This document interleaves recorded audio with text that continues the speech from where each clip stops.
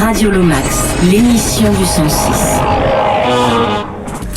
Fuzz, farfisa, poésie scandée, des éléments de prime abord très identifiables, mais qui une fois laissés dans les mains des DEMONAS deviennent quelque chose d'autre.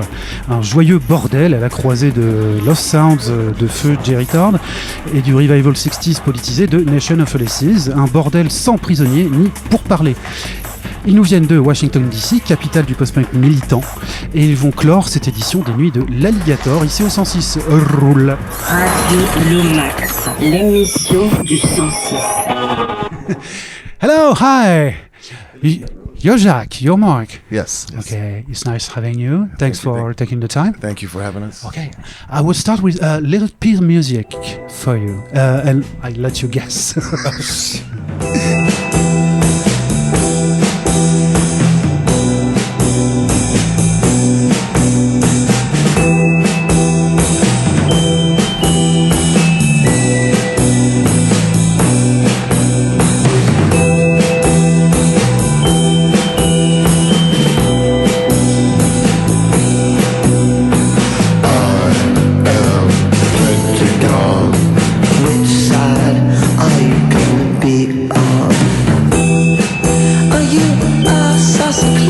Okay, so your guess is? That's a good one. That's a good one. That was the Makeup People with I Am Pentagon, in which Mark played. Am I right? Yeah, I play drums in that band now for the last 12 years or something like that. 12 years. Mm-hmm. Okay. I will define this band as avant-garde rock and roll, made to counter the cultural weapon that it became, an answer to, am I right? I think that was when you look at Nation of Ulysses and what they were doing, the makeup was completely subversive to that, and to what was kind of created by Nation of Ulysses. There were a lot of bands that were playing similar music and the similar aesthetic, and then Makeup came out with something completely just undermined it, I think. That's part of the beauty of that band, I think. Okay. What is it like to grow as a band in DC? Because, Jack, if I'm not mistaken, you grew up in Kenya? Or? Yes, I grew up in Nairobi, Kenya. Okay.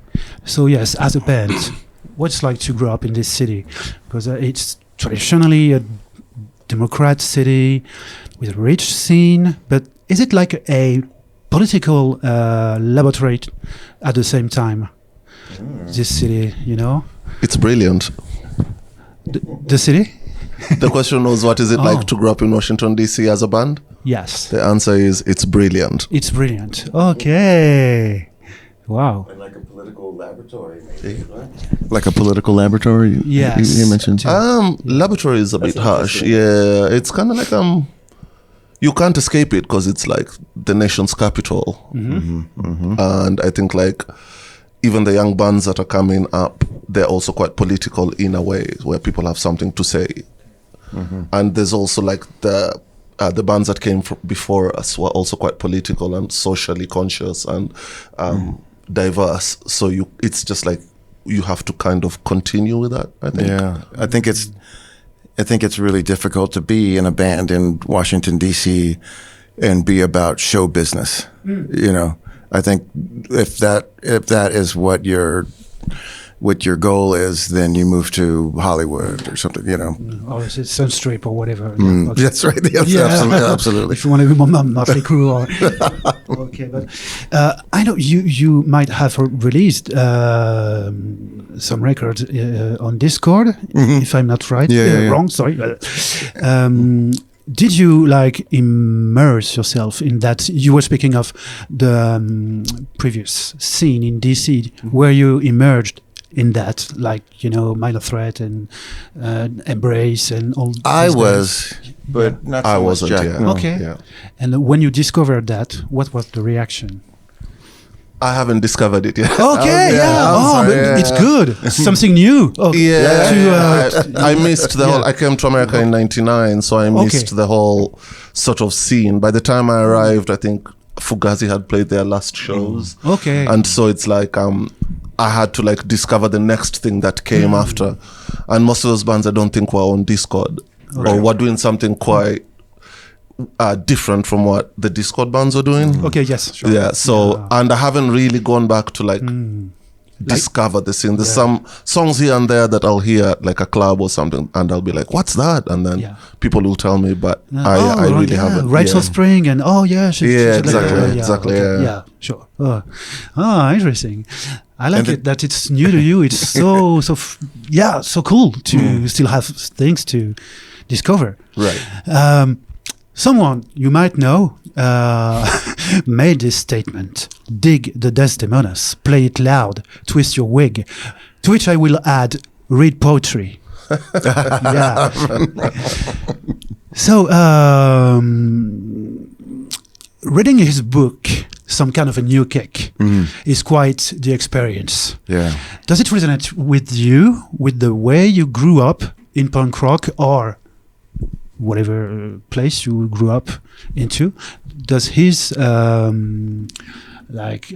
life travel resonate with you? That Kid Congo, the queer idol, the queer political ultra, yeah, I mean, for me personally, it resonates because I'm also from Los Angeles, grew up there, discovered punk there. He's older than I am, obviously, and was involved in like the first wave of punk in LA. Sure. But he's a Chicano musician, and like myself, and so growing up, when I got into the Cramps, I was like, oh wow, Kid Congo Powers, like he's Mexican, he's a Chicano, like what? And he was in the Gun Club too. What? I can't believe this, So it was really revelatory for me. So it's very dear to me. Kid Congo Powers is very dear to me, and what he's done, and he's been in the greatest bands to ever exist. He's been he's knocked down walls for so many of us. He's incredible. I think what is really remarkable is that he was one of the first to exist in at a crossroads, intersection between race, politics, music, sexual identity, etc., which maybe today you might be the representative of a certain notion of that intersection yourself, not being born in the USA, but playing music and so on and so on. So I see like a lifeline between you two. That's interesting. Am I right, or am I completely delirious? If you look at it that way, yes. I hadn't looked at it that way, and I hadn't thought of it that way. I thought it was very different. But yeah, if you look at it that way, yeah, in terms of like, if punk rock was a family you choose, kind of, as opposed to like at some point in our lives we all decide what we want to do, and like we decide what like we want to live our lives or who we want to be as people, and he chose that, and like he's pursued it his whole life. And I think at some point maybe I also had to make a decision of like I really want to live my life this way. So maybe especially coming from it as an outsider, so to speak. Right. But I still look at it as an outsider. I can still like I still find myself like looking like sort of like the outside looking in. But that's why you have such a great perspective on things, I think, because you still see it, whereas some people get involved in something and it becomes their identity, and then they do things because it's just a obligatory thing, like arbitrary rules that it's just like, this is just what we do now because I am this now, And their music tends to reflect that too, which is not good for music in general. Sure. Okay. So he's being supported by young newcomers like Henry Rollins or Iggy Pop. Is it kind of a kick too, or do you consider that you have no heroes, no idols of any kind? No, we have heroes. We have idols. Sure. Okay. Yeah. Okay. Henry and Iggy for sure. Absolutely. Okay. it's a thrill. I mean, it's unbelievable, you know, to have them talk about us, to have Iggy singing one of his lines on his radio show. Psh, Yeah. Incredible. Right. I think maybe, I don't know, because I came to bands and like music sort of like a fan. Like I was such a big fan of music and of punk rock and of like rock music. And I was like not really a musician. So like I had those heroes. Yeah. So like to me, yeah, sure. Like I have heroes, I have idols. Yeah. As opposed to like if maybe I'd come into it, like if I was already a musician and I was trying to do something original. Oh yeah. And I was not like listening to what everyone else has done. So maybe that way I wouldn't have any heroes or idols. But oh yeah, because then you had to discover influences to feed your that sounds terrible too. Yeah. Whereas I came into it like as a music fan. Yeah. I think most kids that discover punk is all are, you know, we've all been in that same boat where it's like we are fans of the music, and then we see that it's possible to become a musician and make a band, and then we do that, and then we learn how to play an instrument after. Okay, yeah. Or not. Yeah. Like me. Or not. Like me. Or not. Okay, yeah, sure. Think it till you make it. Right, yeah, exactly. You know that proverbial right-wing shit. Sorry. Are there really no vampires in Africa? Ah. No, not at all. Not at all, because... No. Yeah, what does the figure of the vampire stand for? To me, Yes. or in terms of like that song. Ah. To you. To me, Yeah. to me, if I was to think about it, then there are vampires in Africa because there are people who are like sucking the living out of the common people who live in vampire. There's a lot of leaders who are very corrupt, who are just like taking from the people and just keeping for themselves. So they're selling the land and they're selling our futures to the highest bidder and keeping everything for themselves. And they're educating all their children and they're just taking care of themselves. And so in that way, then yes, there are vampires in Africa. And yes, I can say, or as the song says, like there's certain people who like you can sort of like mention. Yeah. Sure.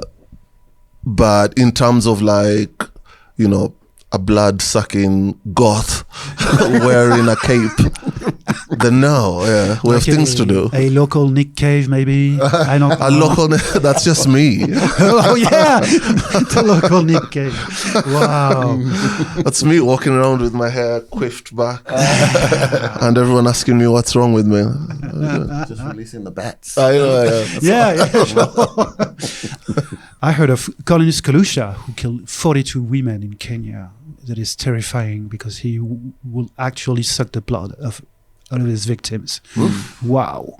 I was like, and he went, yes, he escaped from jail like 2 years ago, or shit like that. Yeah. I was like, okay, yeah. Yeah, maybe. Yeah. Yeah, it's quite bad. There's a lot of femicide and there's a lot of like, luckily the young people are standing up against it. Young women taking agency and like taking the lead on it, and young men also being behind it. Okay. And so it's kind of nice to see, but yeah, it can be just like anywhere else. It can be a terrible. Yeah. Jack, had said something funny about, we were talking about something and it was kind of silly or supernatural or something, and then he was like, no, we don't believe in that because we have real problems. You know? Like a lot of, like, you know, I was talking about aliens. Especially in the US, it's like a lot of people get caught up with these things and they just seem so weighed down by these problems, and it's like, come on. Jackie's like, no, at home we have real problems. That's why we don't even waste our time with this, you know? And my last question would be, sorry, I have the answer, but is the South rising up again nowadays, finally? If we have what? Is it rising? Yeah. I don't... The South, sorry. The South? I think there's another segment of Americans that are that are trying to rise right now. Yes. I think maybe some of them. I think people in the South are being taken advantage of, and they think that their people that they are supporting are working towards getting the South to rise again. But I don't think that's the goal of these evil people, you know. And and there's a lot of good people in the South that have been lied to and essentially brainwashed. You know, a lot of Americans have been duped. Yes, I heard of even Trump's supporters being kicked away from their houses, realizing who they voted for. And Absolutely, and deported. Yes, You know, some. Yeah, Oh, yeah. yes. Yeah. Sorry. I'm not laughing, sorry. I know, but you see, like the Latinos for Trump and Cubans for Trump, and it's just like, you guys, you're going to be the first to go, and all of a sudden, some of them are getting taken. Yeah. We even have trans people for Trump. That's insane. Wake up, people. Yeah. Oh, okay. Okay. No. On a happier note, sorry. Let's talk music labels. Yeah. Let's wash it away. You released your last one In the Red, a staple in greasy rock and roll and I would say experimental blues forms. What does it mean to you joining this merry freaky family? How do you feel at home? How did it end up like this? It's awesome, yeah. I love all the bands on that record label. Like I can't believe we're on In the Red. They have a trademark sound. Yeah. I think, like yes. Which is still diverse. You know, Yeah. Sure. Yeah, and it's been going on for a while, and it's got like bands, like some of my favorite bands, like Country Teasers or I'm going to forget so many. Country Teasers. What's Kim Salmon's band called?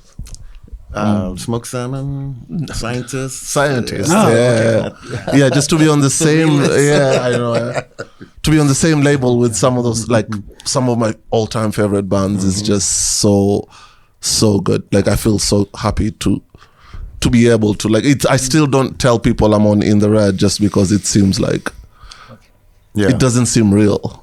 It's wonderful. And Larry Hardy, who's in charge of it, is he's helped us so much. He's a really special person. Okay, cool. On that note, positive note, what's going to happen is we're going to see you play in a few hours just there, and I wish you a very, very, very good time on stage. Thank you for very much. Your presence and your time.